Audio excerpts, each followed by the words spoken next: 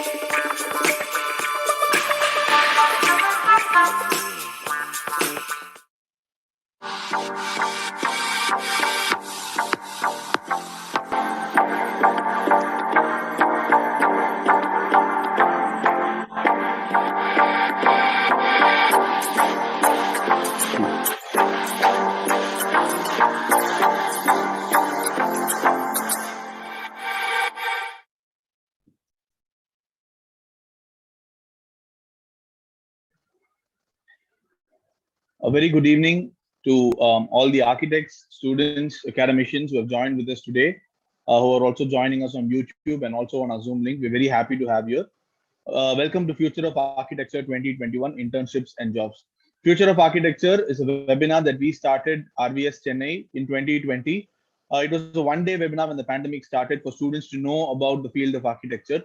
And this year, we made Future of Architecture into a weekend talk series where we are interviewing eminent personalities from across the country. Future of Architecture 2021 is an initiative of RVS Chennai Padmavathy School of Architecture in association with Sushant School of Architecture, Gurugram, and also with Manipal University, Jaipur. Now, I would like to give a small brief about RVS Chennai before we move on to the event. RVS Chennai is a young and dynamic school which calls itself the Alternative School of Architecture. We strive to foster diversity and we try to make sure we take innovative approaches in the field of architectural education as we move ahead. And in RVS Chennai, we strongly believe in 5 pillars, which serves as the focus of our academic innovations and academic curriculum. The first pillar is called the School of Change, in which we try to change the way we've been teaching all this while. We try to innovate, create a hands-on and practical approach. The second pillar of our architectural education, the strength, is basically called the live project, where we are involved in the construction and in the design of a real-time project. So 1 month in every academic year, students spend in building a project. So we've been able to build an ecological cottage in Tiruvannamalai, a senior citizens library in Surat. And students not only work as architects in this project, but work as masons, electricians, carpenters, contractors, and get hands-on experience by building and learning. A third vertical and the third pillar in which we focus ourselves is called the Vertical Studio. The Vertical Studio is a unique student exchange program that we have developed with the multiple institutional collaboration that RVS has across the country. We've got the opportunity to conduct small and quick design programs where students get to communicate, develop new ideas, and solve serious ecological problems and understand the community in a short period of time. We've been able to do such projects with Azadi College in Kochi, NITI Mangalore, Sushant Delhi, and we're working on developing a unique curriculum in the Vertical Studio pillar. The next pillar is called the Summer Winter School, which is a travel-based learning program working with eminent architects in the passion in developing a new curriculum and developing a passion for the student where they can focus on their interest and learn not only in architecture but also in the allied fields of architecture. The fifth pillar is called the Finishing School, which requires specific training for the third, fourth, and fifth year students. An event like this is also an initiative of the students under the Finishing School banner, where they tried to make the students more industry ready, market ready, and make them exactly future ready. So the entire event is prepared in a mindset to develop this pillar in a way that it makes them clear and makes them understand what is the requirement of each of the field and what is the thing that they're going to be looking forward to. We've also created another new vertical called the Travel Theme Studios, in which an architecture student undergoes a rigorous travel in the first week or second week of his architectural education system. This year, we got the opportunity to go on a travel called the Mullai, which means forest land, where students got to travel, experience nature, develop nature, and convert their ideas. So this is more of an observation platform where the Mullai project was kickstarted and developed in a way that it was converted into the basic design, into the art studio program, and into multiple ideas. The next project that we have started in this pandemic year is called the Viday, where agriculture and architecture comes together. We are very proud to say that we are India's first architecture college where agriculture is also integrated into the curriculum and into the 5-year program. And we believe that in the end of 5 years, each of our students will be able to be farmers, understanding the pain and the kind of effort that goes behind agriculture. We have also been able to do a live project with a proto village in Andhra, which is a sustainable living community where students were engaged in a different and alternative style of living altogether to understand the impact of environment and architecture. And we have also initiated the Sustainable Nature Campus, where our college campus is converted into a large campus where students directly get to build and design and develop materials and methodologies that are unique to architecture. And we try in the process of creating this entire nature campus in a way that it becomes a large learning center and an ecological space for architects, and the engineers and many other alternative people to come and learn their skills and enrich their skills. We also created something called the Quarantine Gurukulam during this pandemic, which was a brainchild of us, where we try to integrate concepts of Gurukulam in the quarantine by conducting certain ideas and methodologies. All of these details are available on our website. And last, we have also initiated something called the Center for Design and Innovation, which is a specific place that is created in the heart of the city for architects, for industrial partners, and institutional collaborators to come together, learn, and ideate and innovate. So we are very excited that so many activities and so many ideas we've been able to bring together in the last academic year and also in the last few years of our academic travel. And that's a small brief about RVS. For more details, it's all available on our website and our Instagram page. Today we have with us architect Prem Chandavarkar sir. I've got the opportunity to speak with him a few times, and I would like to give a small brief and directly jump on because we've got a lot of questions today, and we are still getting very interesting questions. So we'll get into the event. Prem Chandavarkar is the managing partner of CNT Architects, an award-winning and a widely published architectural practice in Bangalore.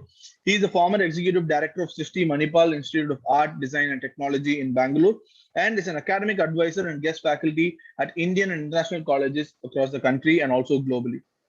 In 2016, he was the curator of the Centenary National Convention of the Indian Institute of Architects on the theme of imagining the Indian city. Besides his design practice, he also writes lectures, blogs on architecture, urbanism, philosophy, politics, education, environment, art, and cultural studies. And I am extremely happy that we have with us today Prem Chandavarkar sir. Sir, it's really a great pleasure to have you with us today. And thank you for accepting the invitation to speak to these young minds. You're on mute, sir. Yeah, thank you for inviting me. Yeah, thank you, sir. So I've given the brief about the college. I've given the brief also about sir. So I think we'll directly jump on to start asking the questions, sir. Is that okay? Sure. Yeah. So the first question is a question that many of the students had asked us in multiple ways. So we just brought it together. As one of the oldest firms in the country and also the first architecture firm in Bangalore, how would you prefer to define your firm as? So the question I'll just give a brief of what all we asked. So we asked, do you prefer yourself to be called a very modern firm or a very contemporary firm, or what is your focus? So we thought we'll let you define your firm to us. How do you prefer to define your firm as? We tend to call ourselves a legacy practice because it dates back across generations. But I think we would, rather than, we don't commit to a particular style or language or anything like that. So I don't think those are the kind of labels you would like applied to us. But we're an institution because it is not dependent on a particular person. It has survived across generations. So that shows that it's beyond the people in the firm. It has more of an institutional capacity. And that makes quite a difference. And I think that has affected the way we shape the firm. Because what we're interested in is a practice that is passionate about design, but is not personality centric. If you look at the cutting edge of the profession, you tend to define it in terms of specific individuals. You'll start naming people. You'll say Doshi or Korea or Christopher Benninger or Sanjay Mohe. You tend to name individuals that we are interested in having a practice that's not personality centric. So we actually have 5 autonomous design teams. Each of them have autonomy in how they work. So our work comes from a multitude of authors rather than being steered by 1 or 2 partners at the head of the firm. And I think that dates back to the history of the firm, because if I look at what the kind of work the firm was doing in the 1960s and 70s, and especially the time when I was in architecture college in the 1970s, and the dominant idiom was very influenced by Chandigarh. And that Corbusian idiom was the definition of what modern India was, because India was still trying to define its modernity. It was fairly recently after independence. So, but I discovered that that was not the case in our firm, and it was something else. And I started looking into that, and I found that the compulsion was not to create a public symbol of India's modernity or a public symbol of what India's architecture needed to be. It was a much more restrained intention. The compulsion was to earn the respect of the community within which you were practicing through the architecture you produced. So it's a much more grounded and contextualized aim. And I've written about this. I called it the architecture of the background. So I think that's affected the kind of work we do. We try and do work which is not the kind of work you see and say, wow, it's the kind of work our goal is, to us, the test of a good building is, can you inhabit it for some years and look back at those years with affection? So I think the legacy practice, the institution, the architecture of the background, the non-personality centric practice, the collaborative practice, those are the kind of words we'd use to describe ourselves. No, that's a very interesting take that you gave. That Yeah. it is not projecting one person's ideology or one person's. It's a team, and it's a large, there's a big backing to the CNT, Yeah, the yeah. brand If, itself. if I could add something to that, I found Yeah. that when I rose to a position of seniority in the firm, a lot of people would say to me, "Oh, you had it easy. You had a ready-made firm handed to you." And somehow I didn't find it easy. I found it difficult. And in some ways, it is easy because yes, you have a brand name that helps you get projects, etc. And you don't have to create that brand from scratch. But I think the part that is more challenging is when you start your own practice, you have the indulgence of following, indulging your own intentions, your own desires. You can just stay within that. But when you're taking over a legacy, you automatically feel that you're responsible for something that's greater than you, and that is a challenge in a very different way. So, but I think it's been a very rewarding challenge, which has shaped me a great deal, and I'm glad for it. I think it's also a kind of one of the questions that came across, which is going to be the next question itself, which we are going to ask. This was a question that came to us in a way talking about the word legacy in itself. So why did you choose to become an architect? Was it a legacy? Was it a choice? Because like you said, there has been a big responsibility that comes when you are handed a firm, of such large reputation. One, but did you choose to be an architect? Or was it forced on you, or was it a choice that you took by yourself, seeing so much happening around you? It wasn't forced on me. I was not told you have to be an architect. You're obliged to be an architect. You have an obligation to take over the firm. I was given that choice, but on the other hand, I have to admit that I knew that my mother was very keen that I be an architect, so it would make her happy. So I can't say that one was not influenced by that choice. And so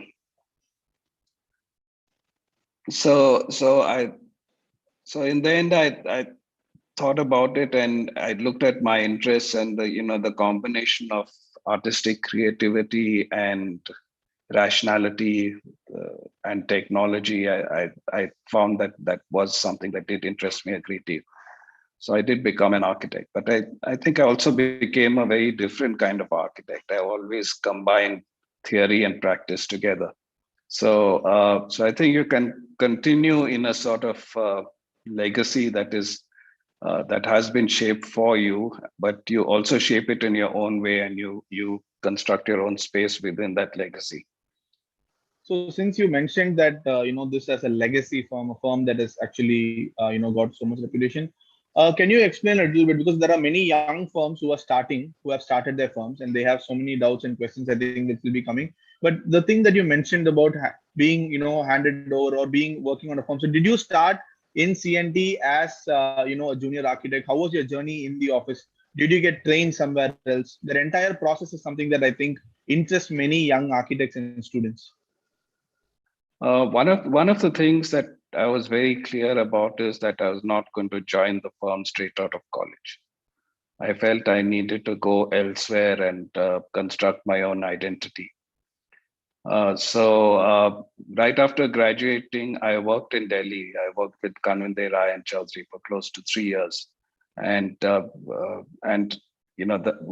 whatever I achieved in that as a junior architect uh, gave me a great deal of confidence. And then I went for my master's, which was a very theory-oriented master's, and I think that helped me a great deal because it helped me develop a philosophy of architecture, how I wish to approach the profession. And I think that gave me the next step of confidence. And then after that, I worked in the United States to get some experience of another environment. And I was working for a small firm. It was a practice of just 10 or 12 people, run by two partners. And then one day, one of the partners, called me into his office, and we were chatting. And he said he was quite happy with what I was doing.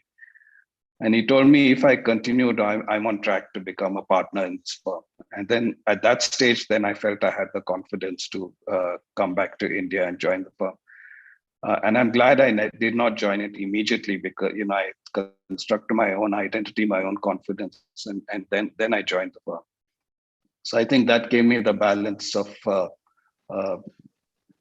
which I wouldn't have had if I came immediately. So I joined as an associate, which and actually the firm was developing a second generation, and the other three members of that second generation were already with the firm. So I was the last of that generation to join. And as an associate, we had independent charge of projects. We are allowed to, take the initiative in designing projects under the oversight and review of the founding partners. So that's, and then gradually over a period of time, all of us in the second generation started sort of taking over many more and more aspects of running the practice. So that was a gradual evolution. And then in 2004, at a point when the founding partners started to retire, step back, and Mr. Thacker passed away in that year. And then we, as that was happening, we realized that there was a lot that in the next, people of my generation that we saw in common. There were also differences in the way we wanted to run the firm. And for a whole host of reasons, which I don't want to get into here, the other three decided that they would take their share of the practice and spin it off into a separate firm. So I got sole control of the practice, when it had always been a sort of group practice where I was balancing other people. I got sole control of the practice in that year, and it was a very amicable parting of ways. It wasn't that we sort of fought, and we've remained friends and we still meet and all of that. But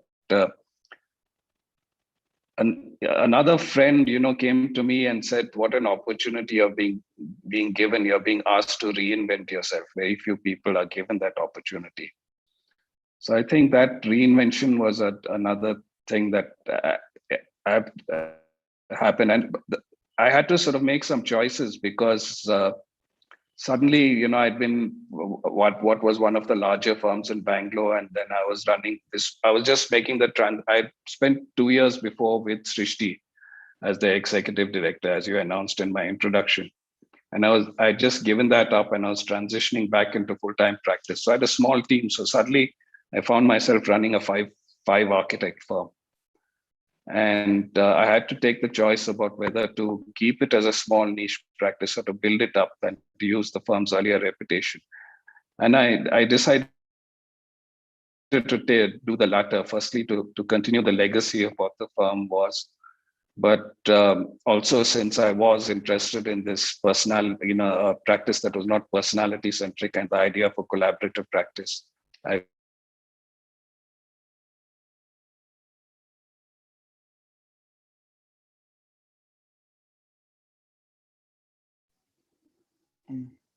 Sir, we're not able to hear you, sir.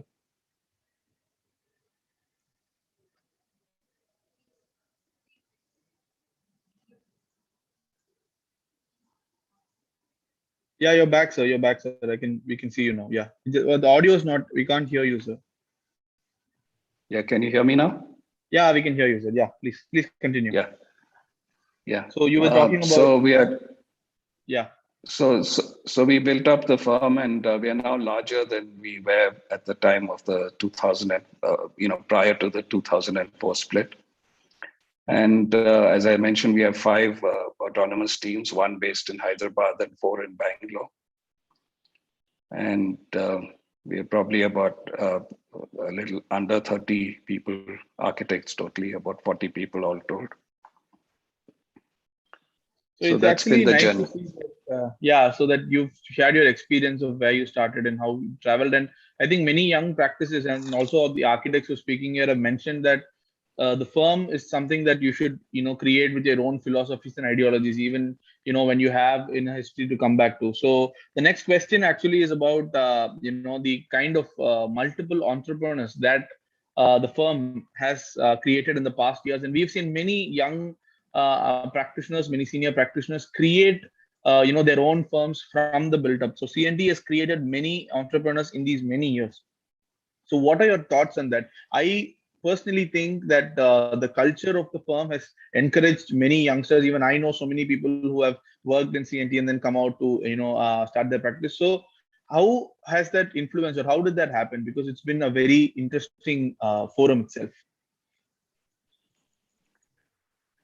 See, the legacy of the firm is important, and as I talked about the fact that the architecture of the background, and that's a practice that is not egocentric. Architects tend to be known for their egos, right? And generally, but CNT is a firm that has always eschewed it.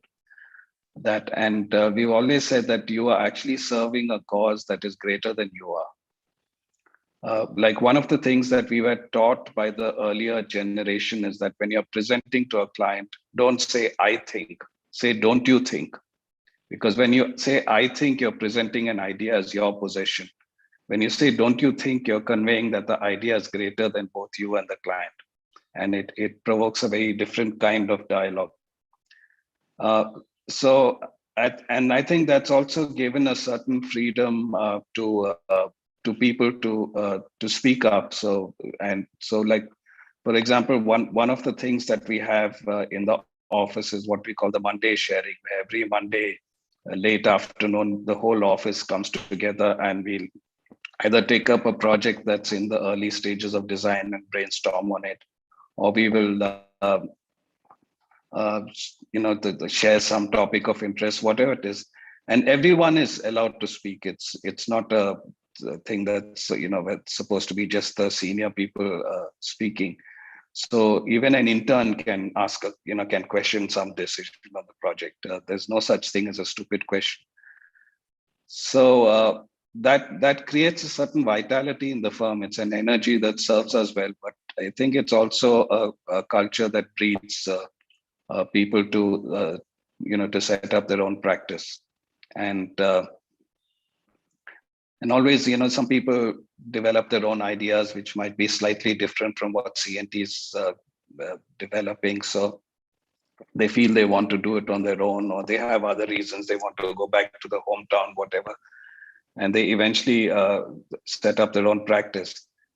And I think that the open culture, the democratic culture, the non-hierarchical, the deliberate culture of not putting egos forward is something that serves this well. No, that's actually very So nice to. Yes, sir. so Yeah, please. so yeah.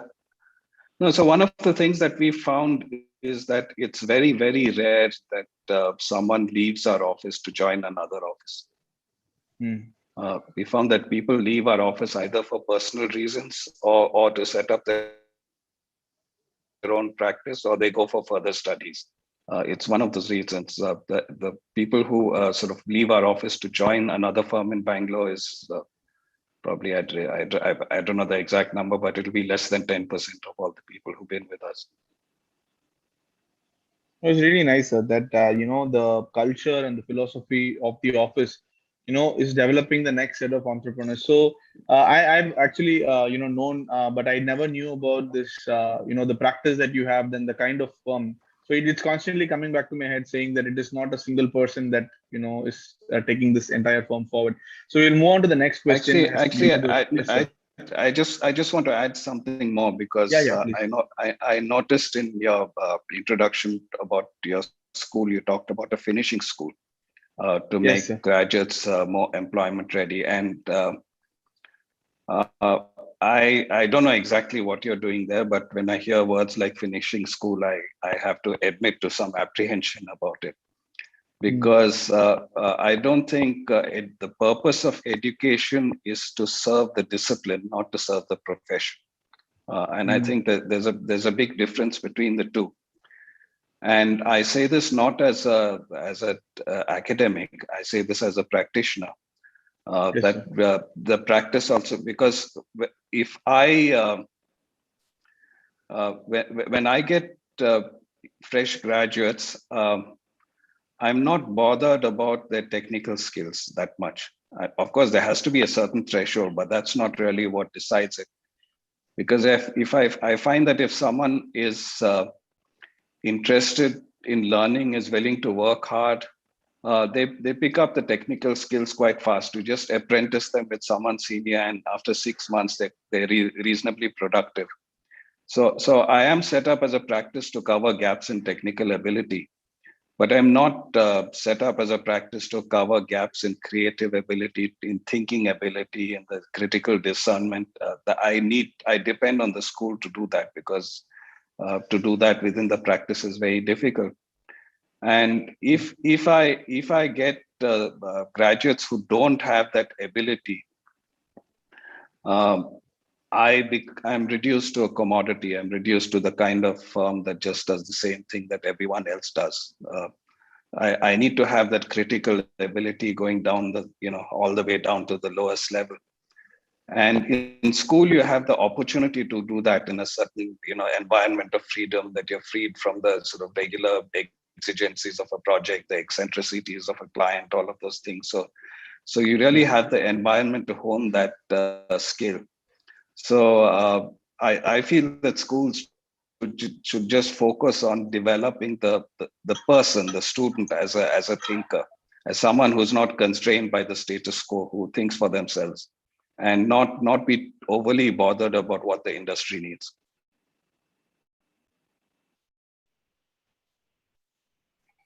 The idea of the finishing school is something like you said. We've always felt that there has been the gap between the practice and institutions and education, and the attempt is named in a way that it tries to bridge the gap and tries to identify the strengths.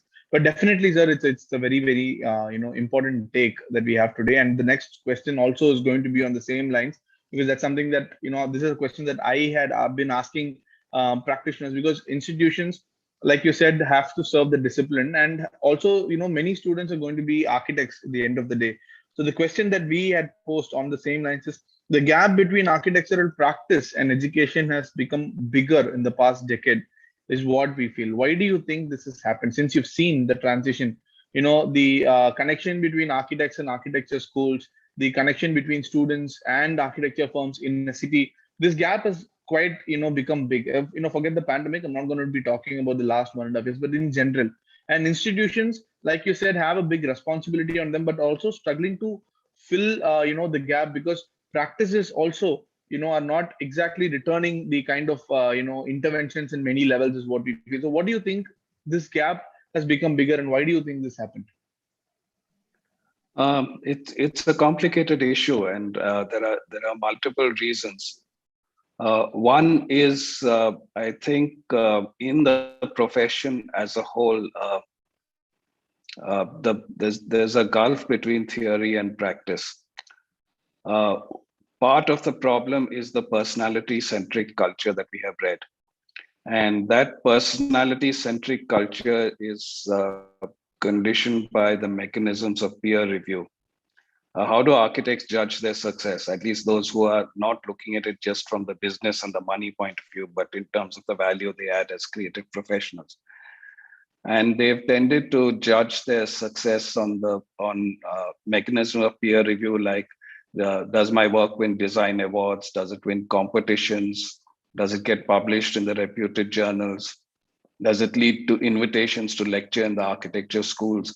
Is it discussed seriously in the architecture schools? And things like that. But there's nothing wrong with that. But when that becomes the dominant mode of validation, it breeds a self-referential culture where architects are really designing for other architects, and the constituencies they serve are not seen with clarity.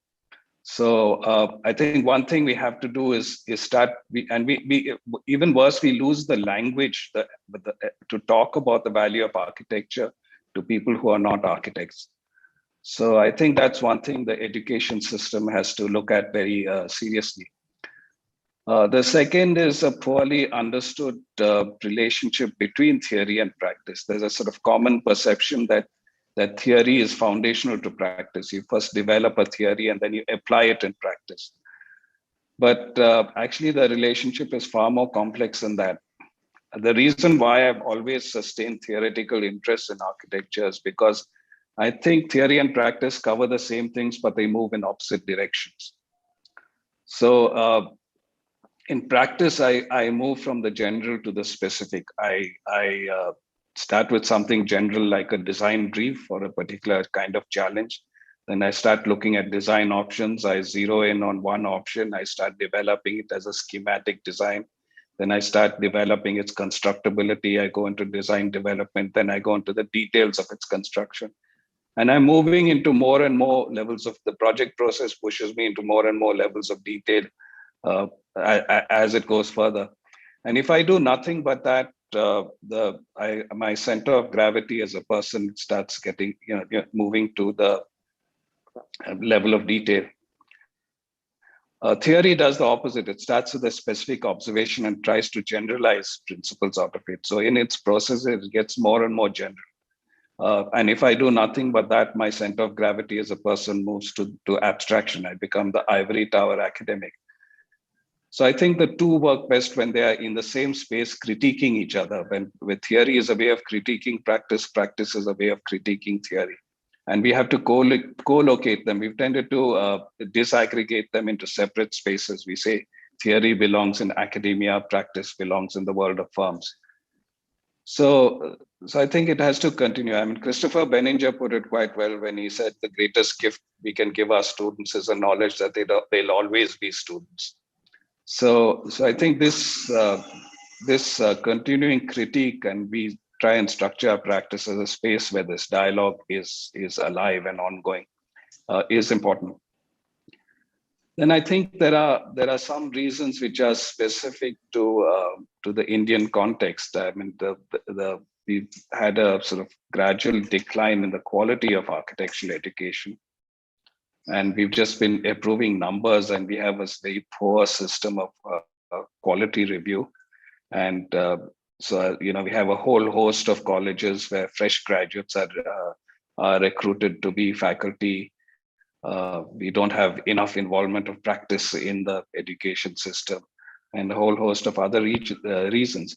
And I think one of the problems in the Indian environment is that we've made the same entity to be the regulator of practice and the regulator of education. The Council of Architecture does that. In many other countries, they're actually two separate entities. They're not combined. And that's because the regulation of practice is about setting up minimum standards. And it's setting up thresholds of safety. The regulator of practice actually serves the public, doesn't serve the profession. Whereas education is about provoking excellence. It's not about minimum standards. But we put them under the same organization, and we push a minimum standards approach to education. And in fact, the governing document of the Council of Architecture is called Minimum Standards for Architectural Education, which to me is a contradiction in terms. And then over the years, as that minimum standards approach has gone into education, then it bounces back into practice, and we have a minimum standards sort of threshold in practice also. So I think that desire for excellence has not been ingrained into the Indian system, and that's something we need to look at. So it's actually a host of reasons, and these are just some three major reasons that I've given. That there are more factors, but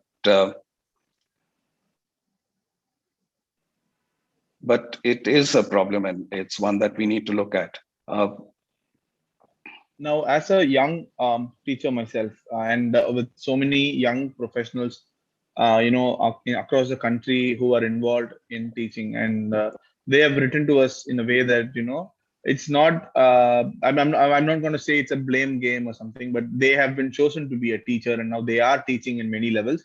And not all teachers have no need intense practice. Many teachers are very strong in certain other subjects. So what do you think about that? Do you think every teacher should have a practical knowledge or should have practiced, or you think they can contribute even without practice? I'm not saying everyone, I'm not going to support the venture or the idea. I'm just asking you because many people have written to us saying, I have got a job as an assistant professor, and yeah, I have only 1 or 2 years of experience, but I'm really passionate about teaching. And so how do I take this step forward? How do I take my career forward?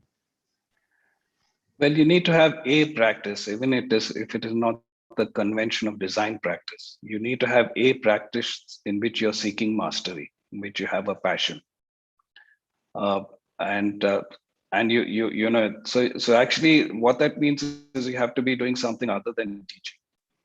The fallacy we have in India is we believe the only people coming to learn are the students. We've got it backwards. We need to set up the college as a place where the faculty come to learn, and that should be the energy that drives student learning. I think that's a spillover from our post-independence approach, where we put scientific and technological research into separate institutions rather than in the university. So the university is not seen as a site of research. And once it ceases to be a site of research, it just becomes a space. It degenerates into vocational training. It's not critical. And once it degenerates into vocational training, it becomes problematic. The Brazilian educationist Paulo Freire writes very powerfully about this. He says we made the classroom a very unexciting place to be, because the motivation for being in the classroom is something outside the classroom. It's the marks you get at the end of the semester. It's the do you graduate with a first class or not? What kind of job will you get after you graduate? Those are reasons. So the in that situation, then the student is treated as something passive, and the teacher is a powerful person, and the teacher just transfers knowledge. He says we need to convert the classroom from a place for transferring knowledge to a place for making knowledge. What should happen is that the teacher should not try and be a person of power in the classroom. The teacher should take the subject as something that exists independently of either teacher or student. Doesn't say that, okay, student, you're the empty vessel, I'm the expert who has all the knowledge, I'll pour this knowledge into you, the empty vessel. But grants the student agency and intelligence and critical discernment, and says, okay, I'll put the subject on the table between us and let's each approach it from our own perspective. And then you discover things in that process. So it's actually pedagogy which drives it. And what you're really doing there is setting up a bridge of passion for the subject. I was lucky. My first job out of college was working at Kanvinde Rai and Chaudhary, and I was under Murad Chaudhary. And he had been a teacher, and he was talking to me one day about his life as a teacher. And he said something I'll never forget. He said, I can't teach architecture because architecture is not teachable in that sense. But what I can do is go into the college and communicate my passion for architecture. And if the student gets infected by that passion, that those students will learn architecture on their own. So it's all about that bridge of passion, and to be able to be a source of energy of passion, you have to have that passion independent of teaching, which means you need to be researching something, you need to be writing something, you need to be working on something where you yourself are a student and you yourself are learning, and only then you can bring that passion to the classroom. So if you're not a practitioner, you have to have some kind of a practice, even if it is a research practice or a writing practice or something where you are seeking mastery.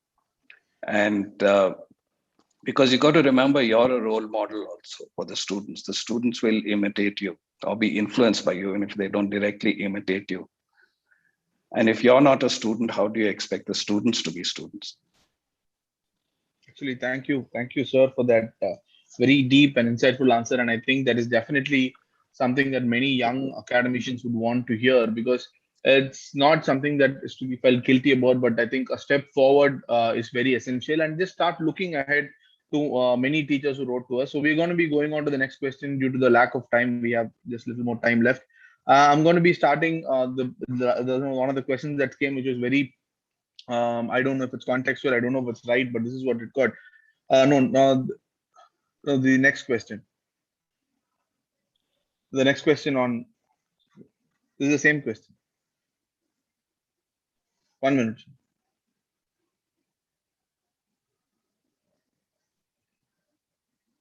The state of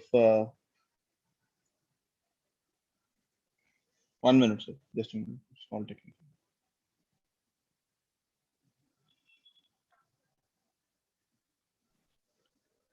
If you have to compare the state of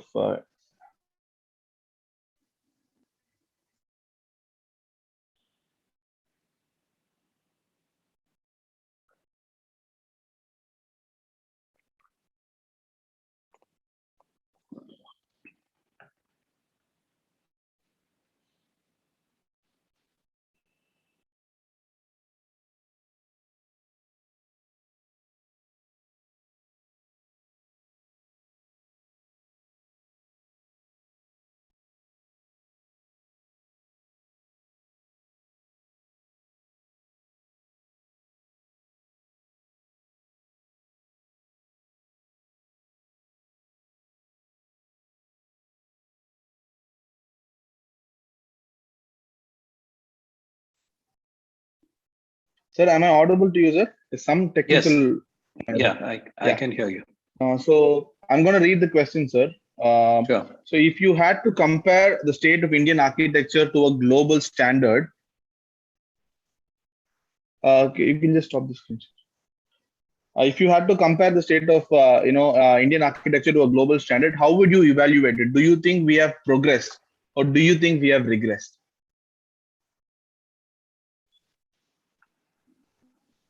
We've regressed in some ways, and progressed in other ways. I think there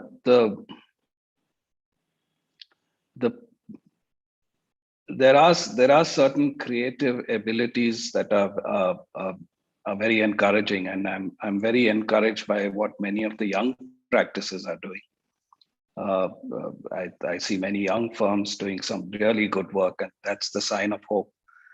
But I think the percentage of firms which is just going through the motions of just reproducing the familiar has grown. If I compare it to what I don't know, this is not something I've really empirically researched. It's just a sort of anecdotal experience sense. But I think the percentage of firms who are just going through the motions has grown. And a lot of them are sort of are taking the shortcut of cut and paste architecture, which has become much easier to do in this day and age. Compared to the global standard, I think we don't lack in creativity. We can match the best in creativity the world over, but we are not trained in discipline. We are not disciplined in project process. About doing a project systematically, resolving one stage of the project, resolving schematic design issues before you go into design development, things like that. Looking at the comprehensiveness of documentation on construction drawings, to make sure that you have a set that is very clear at site, so the contractor knows what to do. And those or documenting your work also, documenting is something that Indian firms are typically poor at. So I think it's in discipline that we lag behind the rest of the world, and we need to improve. In terms of creativity, I think given the right training, given the right resources, we can match the best of the world. Yeah, thank you, sir. I think that's a very simple, and I think you've identified one thing where we should definitely improve a lot.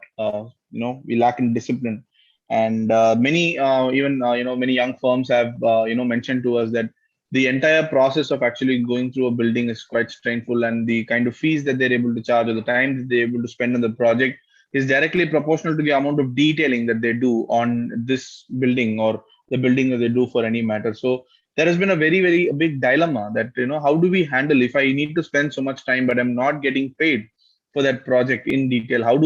What do I do? How do I, handle that situation? And the client is not willing to pay, or I'm not getting the project. It is also in some level the survival that takes lead in so many things. What do you think about? There's that old story which many of you may have heard before about two woodcutters who are cutting wood next to each other, and one woodcutter is cutting wood at double the pace of the other. So the slower one asks the faster one, "How do you cut wood so fast?" So the faster one says, "Every 1 hour I stop working for 5 minutes and I just sharpen my axe." And the slower one says, "I wish I had the time to do that." So it's that. I mean, it's a catch-22 situation. If you don't have the discipline, if you're not able to differentiate yourselves, you'll not get the good fee-paying clients, and then you'll just get caught in that trap as a vicious cycle. So you need to do that investment. You need to invest early time in your learning to have the confidence once you actually set up. So as I mentioned earlier, I could have taken a very easy option of joining the family firm immediately. I chose not to do that. And I just immersed myself in other practices and sought to learn as much as I could, move ahead as much as I could in those, and develop my own identity and my confidence before I said, okay, I'm willing to step into running a practice now. And I think that's something that you're willing to do. It's something that I think that's a value that you should be discussing in the colleges, because I see many youngsters who are very impatient to start practice. They feel, once I've graduated, okay, I'm an architect now, I'm licensed and I can start a practice. And perhaps part of the problem is also the licensing process that we have, that you get a license to practice just with your degree. In most parts of the world, you get your degree, then you have to work as an architect for 2 to 3 years, and then you sit for a separate licensing exam, which is not testing your design ability, but is testing your ability to design, to building code. It's testing your basic technical knowledge. It's testing your knowledge of professional practice, how to run a firm, things like that. So they focus on very different things, and that way the education system can then focus on just the creative and critical aspects of being an architect. So I think those are things that we need to start looking at.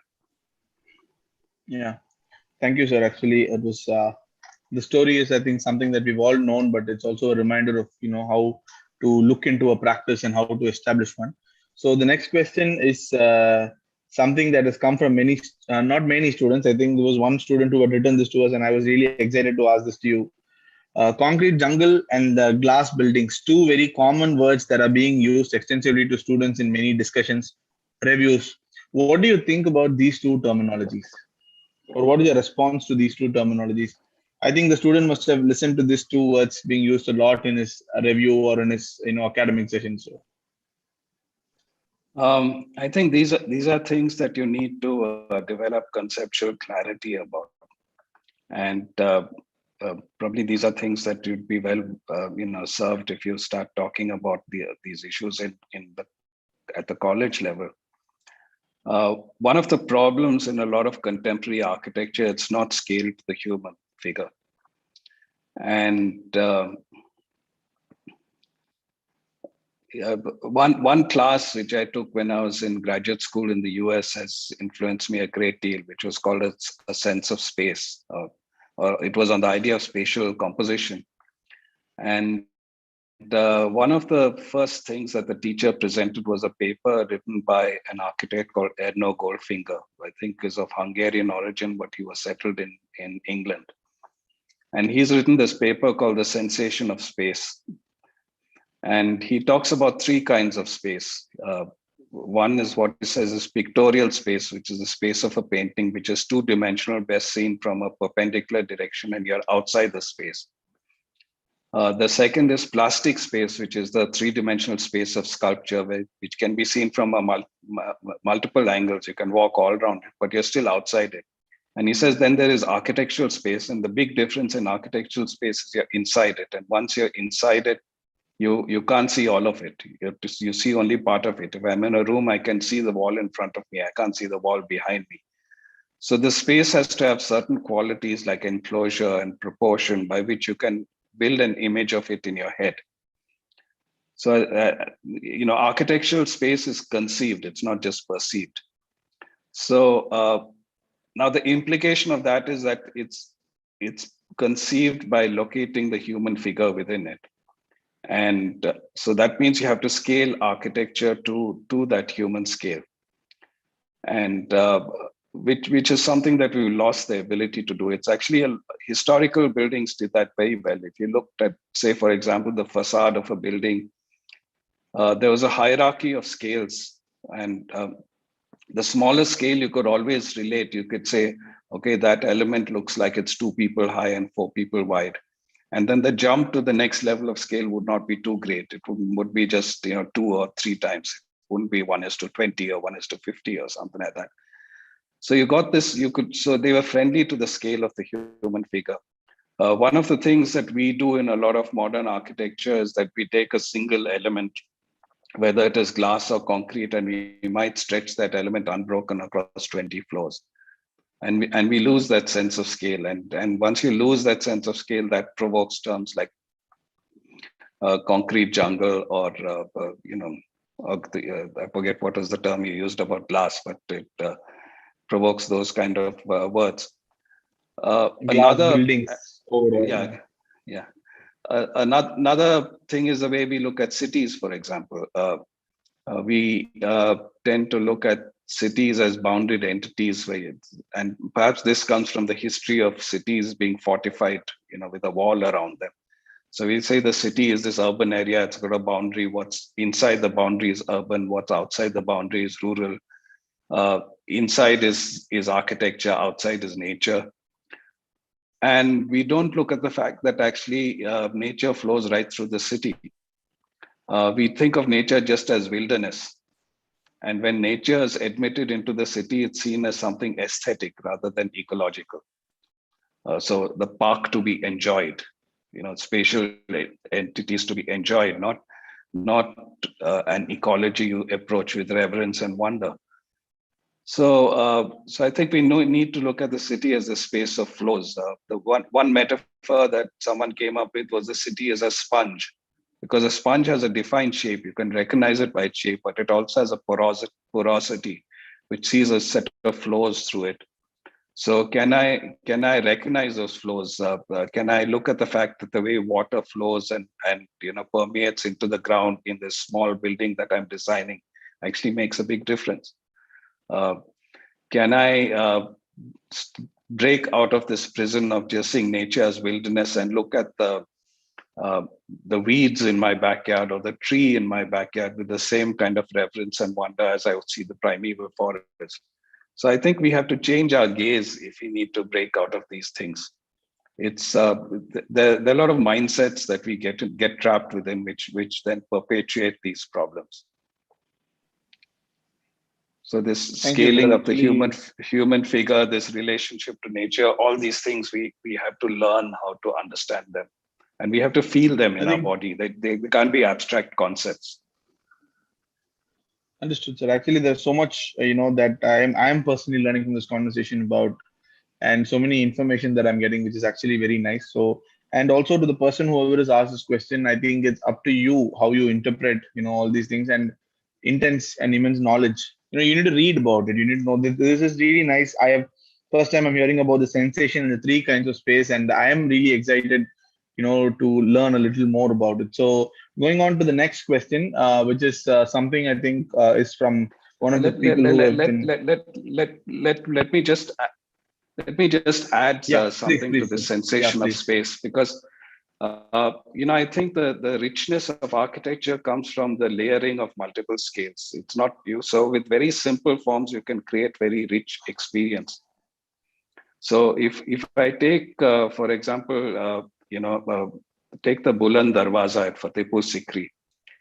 It seems like such a grand thing, but that grandeur of the whole structure is something to be seen from a distance, maybe 200-300 meters away. And then you see within the overall structure, there's another layer that is defined and another layer that is defined. And each of them provides a scale as you come closer and closer. And the eventual doorway that you walk through is actually so small within the overall structure that you can scale it to the human figure. So you have a set of multiple scales juxtaposed on each other. And that gives the sense of humanity, the multitude and hierarchy of scales. And it's a simple structure, it's a very simple form, but it gives such a rich experience. So unfortunately, we tend to think we need to create complex form, sort of eye-catching form or complex structure to really give rich experience. It's not the case at all. It's possible to give rich experience with great simplicity. Thank you, sir. Thank you. I think it's really nice. I'm enjoying. I'm taking so much notes of this conversation myself. So the next one is question. I think has come from one of our social media pages itself. The question is: social media has become a ranting platform for many without any actual consequences. How do you see the role of social media in the current day and time? So to put it even more clearer, do you think it is necessary? Do you think it is a necessary evil, or do you think it's a waste of time, or what is your opinion on social media? It all depends on what you do with it. It can be something positive. You have to stop it from dominating you. One of the things I attended a very interesting seminar a couple of weeks ago by a person who was talking about how you manage your time. And he says you have to stop being distracted. And he said the opposite of distraction is not focus. The opposite of distraction is traction. So traction is a force like I'd heard the word before when someone fractured their leg and they're in hospital and there's a weight, there's a traction. They say the leg is in traction, which means there's a force that is pulling it towards healing. So you have to say what are my values? What do I stand for? What deep values that give meaning and purpose to my life? That's a question you need to sort out. And then you say what is giving me traction to those values and what is distracting from those values. So once you do that, then you start looking differently. Then you become the master of your time. And but the problem is if you don't have that secure base of who you are, that the infinitude of of yourself, the wonder of your own presence, then you're likely to fall prey to distraction. And social media is designed to do that because they're hooking your attention. They design it with hooks for attention so that they can sell ads. That's what social media. You got to realize that's the business model of social media, and then it can become a trap. One of the books that I read, which sort of influenced me a great deal, it's actually a novel, but it's a very philosophical novel. It's called Slowness by Milan Kundera. And there's one part where he talks about the relationship between slowness and memory. And he says, imagine a man is walking down the street and he tries to remember something, but the memory escapes him. He automatically slows down. Or imagine the reverse. He remembers something that's unpleasant. He wants to forget it. He automatically speeds up. So Kundera defines what he calls the laws of existential mathematics. The degree of slowness is proportional to the degree of remembering, the degree of speed to the degree of forgetting. And then later in the novel, he returns to these laws and he reverses them. And he says we become addicted to speed because we don't wish to confront the fact that we no longer know how to remember. So that is so one. So if you get distracted by social media, you can get caught in that trap. You can get caught in that trap of speed, and you forget your values of memory and slowness and craftsmanship and all of those things because you're just you're like the surfer on the wave. You just want to stay on the wave forever. You don't even want to stop and think. So you need to so you really need to think about who you are. If you can resolve and who you intuitively are, and actually who you are, if you stop to think about it, is something really magical.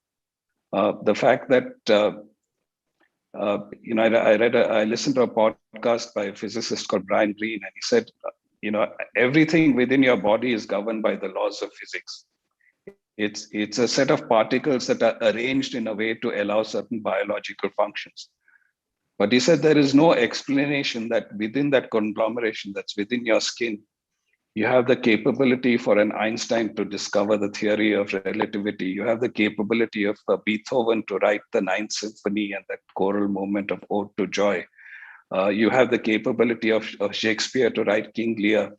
So actually, you're just this bundle of infinitude. You might think it's something physical, but we all have this sort of inborn capacity for creativity.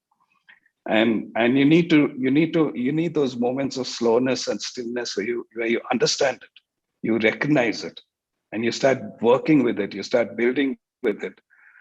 So you got to make that investment, and if you don't make that investment, you'll fall prey to distraction.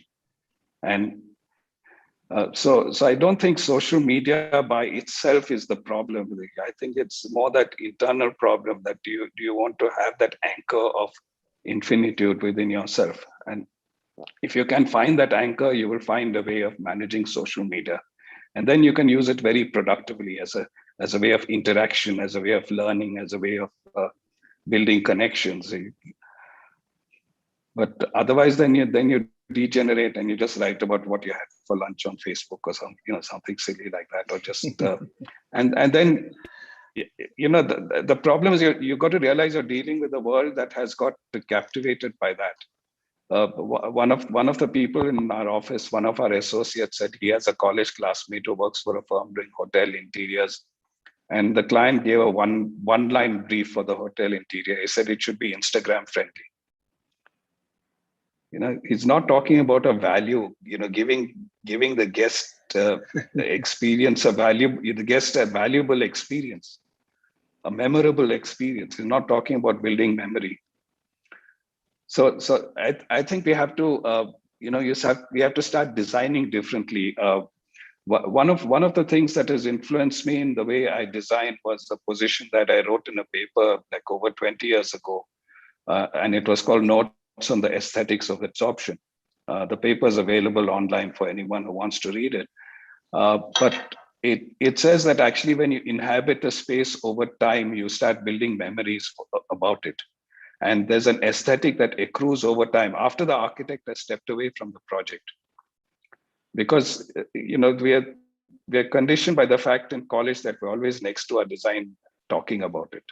We're explaining it to the teacher in design studio. We're defending it to a jury.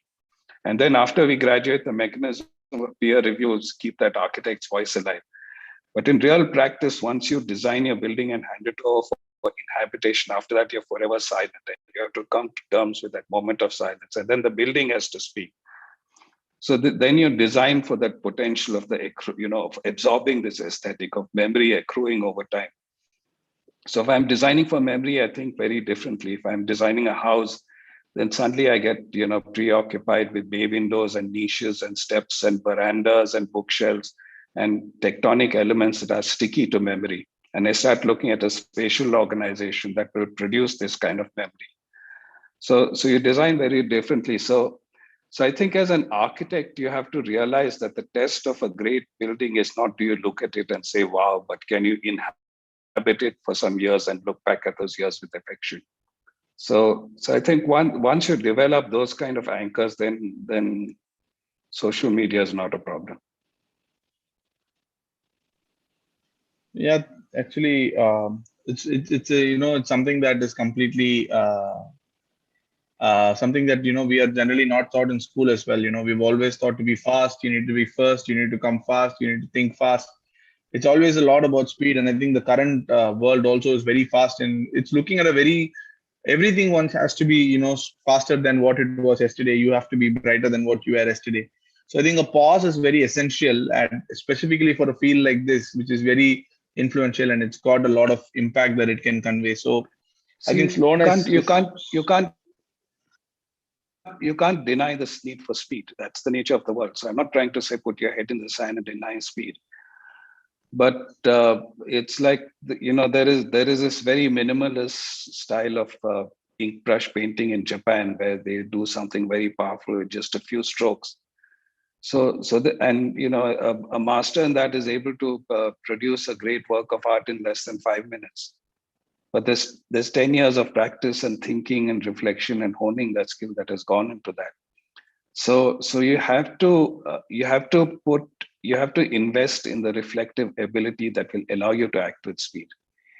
And if you don't do that, then you just wind up with cut and paste, or you wind up following a trend or a fashion, and you wind up doing that, and you're not yourself. You have as there's a saying that if you don't have your own strategy, you'll wind up implementing someone else's strategy, and that's what winds up happening. So you have to realize it's an investment, and once you invest in certain kinds of skills, your ability for speed will come up. Or even if you don't have the ability for speed, people will recognize the value of granting you the slowness. Yeah, makes sense. Definitely, yes. And it's very intriguing for me myself. So many quotes. So I'm going to go on to the next question. We have around 15, Sorry, 20 more minutes, and we just one last thing which I think is important. yes, sir. Please. Which in this whole process, one of the things I've been trying to drive recently in the office is to ask of our work, is it beautiful? Beauty is become an old-fashioned word. No one talks about it. Although in the 600 years of the profession, for 500 years, beauty was a central quest. And I think we have to raise the bar to work to that. I'm not saying we have done it, but I'm trying to push the practice in that direction. And if you look at a beautiful sunset, and let's say you get up and you go to the window and you see the sunset, and you call your friend, hey, come and see this. You know that when your friend comes up to the window and also looks out, they will just say, wow. You don't need to give them a 10-minute presentation to explain the value of the sunset. So I think that's a standard we should sort of aspire to. I think great architecture has the capacity to do that. And Louis Kahn made this wonderful statement that great architecture starts with the unmeasurable, goes through measurable means when it is being designed, and in the end presents the unmeasurable. And how do you know the unmeasurable? You can know it only within yourself. A lot of the things that we consider valuable in life, whether it is love, joy, beauty, wonder, laughter, all these things you would be hard pressed to design. You cannot measure them, but you know them as tangible reality when you experience them. So I think we have to, find that rock within, and then once we find that, then we can, when we are anchored with that, I think we will have the ability to offer value with speed, with some speed, not all, total speed, but with enough speed to be able to survive in today's world.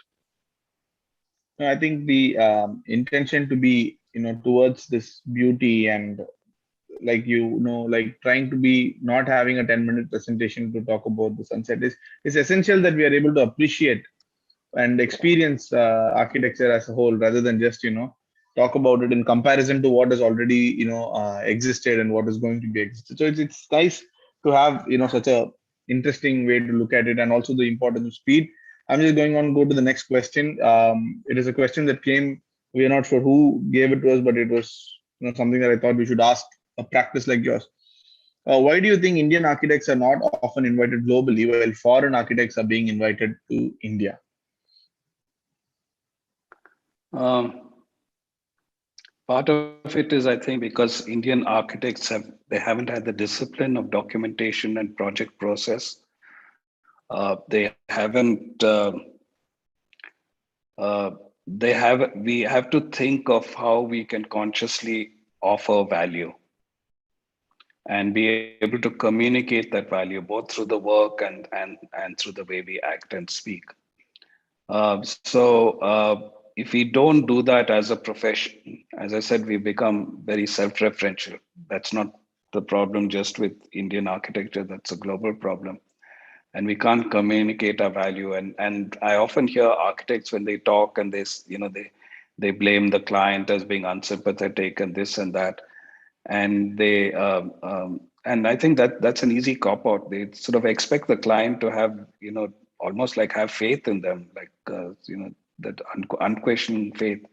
No one's going to just have faith in you. You have to show your value to have that faith. And if as a profession we don't do that, then people are going to take shortcuts. So there's a sort of equation that what comes from the West is probably more modern than what is happening in India. So therefore you call the foreign architect because that has a certain brand value. So we actually have to look at how we create value in our work. I think we've done a very poor job in doing that. We've not done a systematic job in trying to compete for projects abroad. But Indian architects have won design competitions overseas. So if you set your mind to do that, you can do it. So I think we also lack in the rigor of critical thinking as a profession. I think that way we are behind.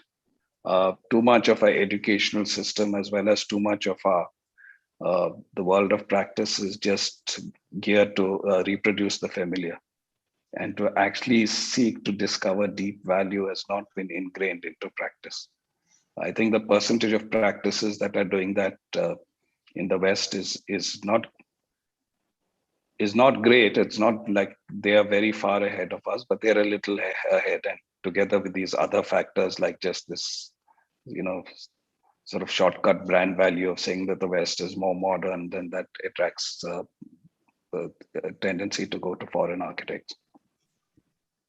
I think just in continuation to the same question, do you think that not having the intention to be critical or not being able to accept criticism, like you mentioned a little earlier, that academics should be able to criticize the practice and practice be able to criticize the academics? This relationship is also very essential, I feel, for the students or the next generation of young architects to have the confidence, because we are taught so much about architects who are more away, more international, rather than in the national the curriculum itself. And I think that gives them the aspiration to always try to look forward, look ahead of them, probably forget to look next to them.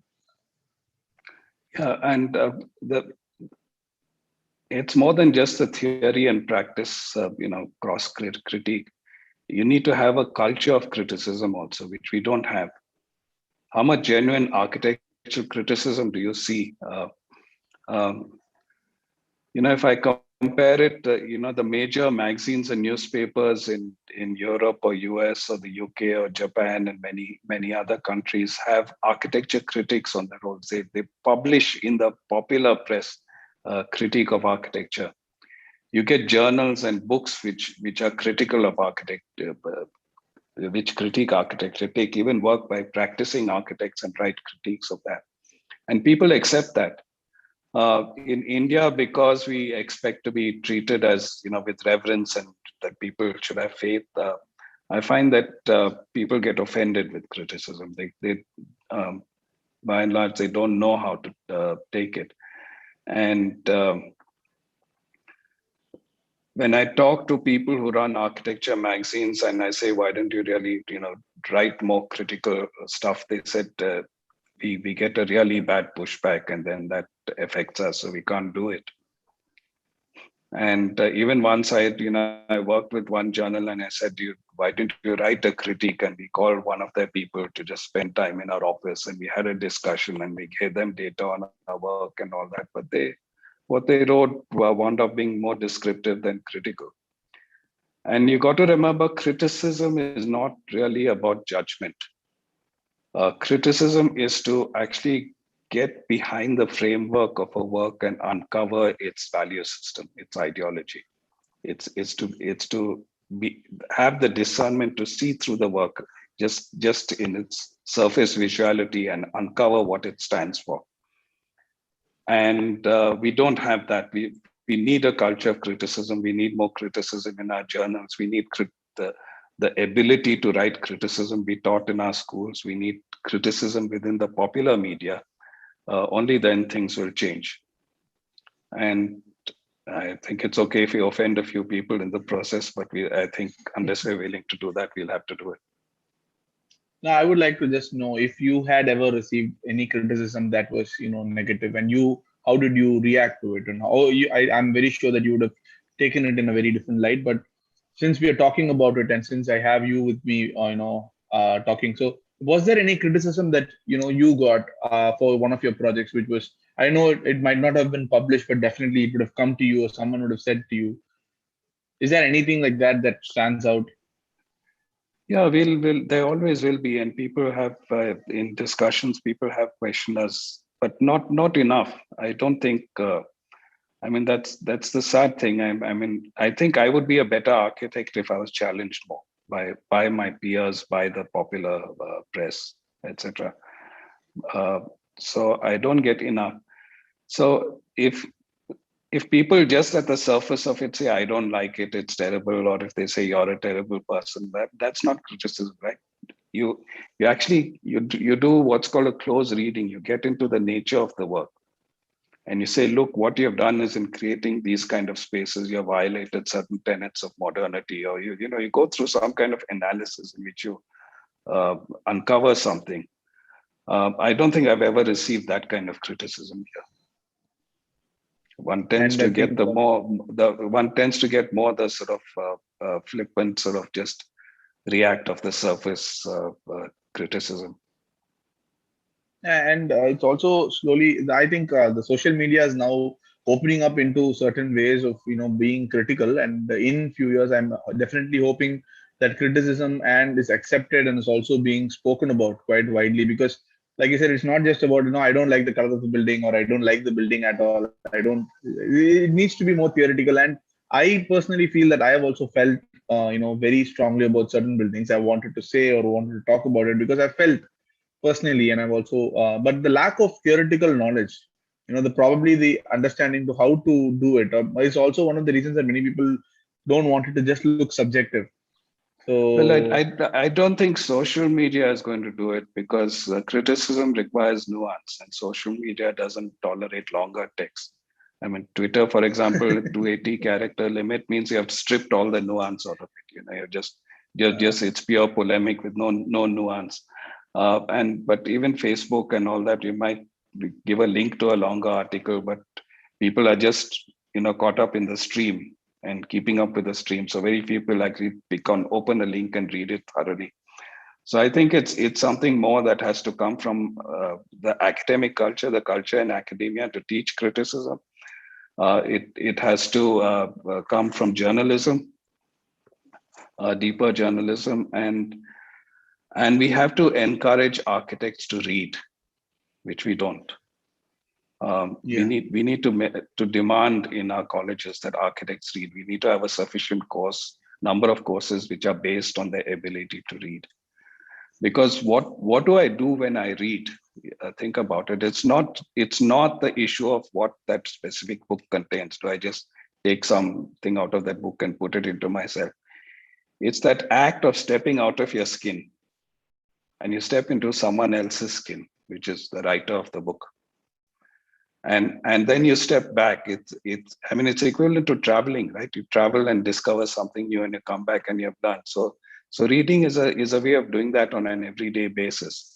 And I think that is something we need to teach. That teaching the challenges that you have, we have to make students aware that you have to keep stepping out of your skin. The comfort zone of your skin is not a learning environment. No, very true. I think it's essential, and I think being critical, there's so many examples that we can draw, but I think that we'll keep it for another day about criticism, because I have two more very interesting questions that young firms have again asked us, and we are also running short of time. So I'm moving on to the next question. The question is about being an established firm, and like you mentioned in the beginning, I think the firm has taken certain U-turns, and then the structure was changed.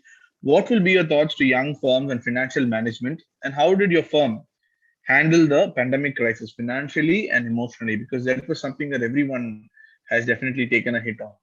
So Yeah, it was a great hit. Our turnover dropped by almost to half of what was the previous year. So of course that forced us to downsize. We were fortunate in that it didn't prove to be such a painful experience because there were hardly any cases where we had to ask people to leave, because it was also a period of time where people said, in this crisis, I want to go home and be with my family, or I want to move to something that is what I consider a safer environment or whatever. So a lot of people left on their own, so that we were able to downsize without much of a problem. I wouldn't say we are the sort of exemplar to look at in terms of financial management. There's still a lot we have to learn on that, and we're not very good on that at that. But I'll just give one piece of advice is that architects tend to be very poor managers, and the reason why they tend to be poor managers is that their first management experience is on a project, getting a project done. And the issue with managing projects is that's a task-oriented process. You define the tasks, and you can actually have a checklist for project process, and you can tick off things and make sure that you're on that sequence. But running a practice is process-oriented. You don't ask what needs to be done. You have to keep asking how are things done. So you have to make the effort to switch to that process orientation and look at how things are done. So you have to say, how do you measure a practice? What are the criteria in which you're going to measure a practice? And those measurements might be in terms of intangibles. They might be in terms of tangibles also. They might be in terms of client service or client perception. There are many measures that you can have, and you have to use a multitude of measures. So you have to take that process orientation and come up with some very tangible ways about how you'll measure that process. But again, since many firms have taken to the space of moving out of their offices and turnover, and that turnover, like you said, it's been quite a big hit for many architects. But what is your opinion about the jump back, or how are we coming back up? Do you think there is a lot of scope for this field, this business of architecture in the country? Do you think many opportunities are still out there and that can be materialized? Opportunities are there, but they won't be the same opportunities that were there in the past. I think you have to forget the fact that you have to discard the hope that the pandemic one day will be over and we'll go back to business as usual. We will never go back to business as usual. This is too profound a shakeup. And you got to realize that we're already dealing with, when the pandemic happened, we first thought, okay, that's a priority, let's deal with that. And then we can maybe get to the other crises like climate change.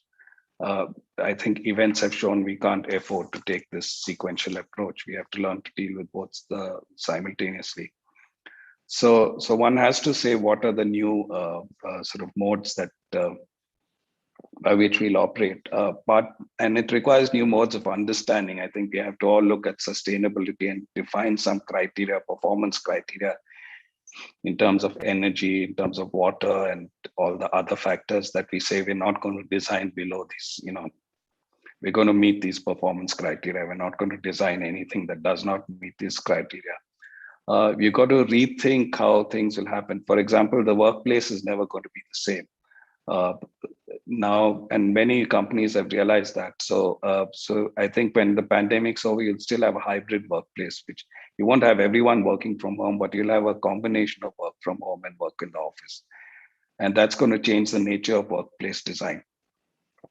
So to look at the conventions of design of a cubicle grid supported by a set of cabins and conference rooms is not going to work. So you need to do your own thinking of what, and they're not going to be precedents to follow for some time. The precedents are still being created. So you got to think that through. You got to think of the nature of housing.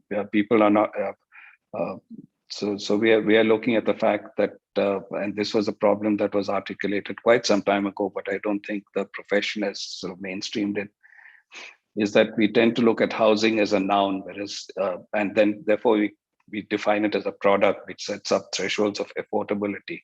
What happens if you think of housing as a verb, a process by which people improve and enhance their lives? And then you start thinking about user participation. You start thinking of not a defined finished product. You start thinking of a lot of other modes of producing housing. I think we'll sort of have to rethink our cities, and especially in India, and move away from the established. Like if you look at housing, we just look at the two prototypes, which is the single house on its own plot of land, or we look at apartment buildings. But what about things like the perimeter block, which is actually the way a lot of traditional cities evolved, where you had a block that hugged the road very tightly and created a community courtyard in the middle, and you can actually achieve the same density as higher, high-rise apartments with perimeter blocks. So, for example, anyone who has familiarity with Mumbai, the FAR in Ballard Estate and Nariman Point are roughly the same. And that's an office building I'm giving the case of. But Ballard Estate works on the principle of the perimeter block, whereas Nariman Point works on the basis of isolated skyscrapers on their own plot of land. So, and Ballard Estate stays within 5 floors. So, so we got to think of these new prototypes or learn from the older prototypes, and realize that it's not going to be business as usual.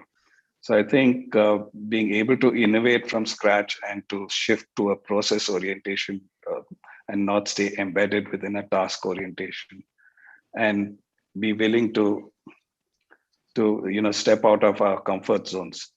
These are going to be essential skills moving ahead. Yeah, thank you, sir. Now we've come to the last 2 questions, which is one of the question is it's a very straightforward, simple one. If you had one architect or a firm that you would say that inspires you or influences you the most, who would that be? It's a very simple question. If you can name one, or generally. No, I can't name one. I think that there are several, but I will talk about what distinguishes them as a class. And I would put in that class people like Frank Lloyd Wright, Jeffrey Bava, Carlos Scarpa, Louis Barragan, some works of Charles Correa, and when you look at these people, you find something similar, although the style of expression varies a great deal. And in that similarity, you find that these people are recognized as masters. But unlike many other masters, they don't breed schools of followers and imitators, because they do a kind of work whose value doesn't lend itself to shortcuts of imitation. If you want to do that kind of work, you have to go through the rigor of uncovering value yourself. So I think it is those kind of architects that inspire me. And I wouldn't and I learn equally from traditional architecture produced by the anonymous master builder, because that embodies some of the same kind of principles. And I wouldn't like to otherwise name an architect. And I think it's a process of deep value that is important. Many architects get preoccupied with the question of style. And I think style has to be seen as something that accidentally comes up as out of the attempt to uncover value. Style shouldn't be, so it generates meaning. You're trying to generate meaning, and style accidentally happens. Style shouldn't be seen as a sort of predetermined solution by which meaning can be easily affixed. So those are the influences I look at. And I've been influenced by many people who are not architects also. I've been influenced by musicians, by writers. And I would say those influences have been as great upon me I've been influenced by certain Hindustani classical musicians I've had the privilege to have dialogue with. I've been influenced by writers like Italo Calvino or Jeanette Winterson or Milan Kundera, many others. And I think they've had as much of an influence on me as any architects I've come across. So I think there is an inherent danger in that question. There's an assumption in that question that the only valuable influence you can gain is from other architects. You have to be inspired by life, not just by architecture, because we have a tagline as the mission of our firm, and it's part of our logo, which is enrich life through architecture, which means that you've got to think about both architecture and life. Yes. Thank you, sir. Thank you. This is the last question, and it's also simple. It's just coming from many students. What is expected skill set to join your office as an intern or as an architect? You've already said what you expect, but if you can just say it again, what do you expect from a student or anyone who wants to join your office? You know, I saw a film many years ago. It was put out on the first Macintosh computer that Apple produced, which was Steve Jobs' brainchild. And Steve Jobs said that we had a simple hiring process. We had this dream to make a new computer. And we called people into the interview room and we told them about our dream. And we looked at their eyes, and if their eyes lit up on hearing that dream, we hired them. If they seemed unaffected by the dream, we rejected them. So I look for that inner passion. And that's that I think that's a core thing. If I can find someone with that inner passion, I'm not so concerned about their abilities. I think that they learn on the job, they will display it, they'll develop, they'll grow. But otherwise I'm concerned, and I don't see enough students with that.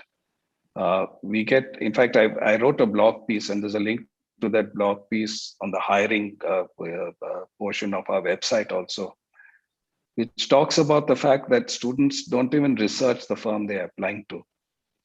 I have received applications by email where the student has copied 400 other firms. And this happens especially for internship. And some of them don't even bother to do it as a BCC. They put it all in the address list. So you know that the student has applied to 400 other firms. So then you don't treat those kind of applications seriously, because you realize that's someone who's only gone through the formula. So if someone comes to us and we realize that they've actually studied our work and they found something valuable in that, and they're excited by it, then we are inclined to hire them. So it's not the skill set, it's the inner, the light in the eyes I look for. Thank you, sir. Thank you. I think that's a very nice way to put it. And I'm really happy that this entire conversation was very intellectual, was very meaningful for me. And I would like to also, invite you to our Center for Design and Innovation when the pandemic and everything was over. If you ever come to Chennai, we'll be very happy to have you with us, interact and develop, because this entire session I've taken so much notes, I think, and so many things I've noted down, and I would love to go back to listen to it again. So thanks a lot for accepting this invitation, sir. And I'm very sure that this session was my pleasure. Yeah, thank you, sir. And I'm very sure that this would have been very helpful to all the students or teachers and academicians who have been a part of this future of architecture. So thank you once again, sir. And thank you all the participants for being with us patiently. And we're looking forward to the series to continue in the coming weeks. Thank you. Okay.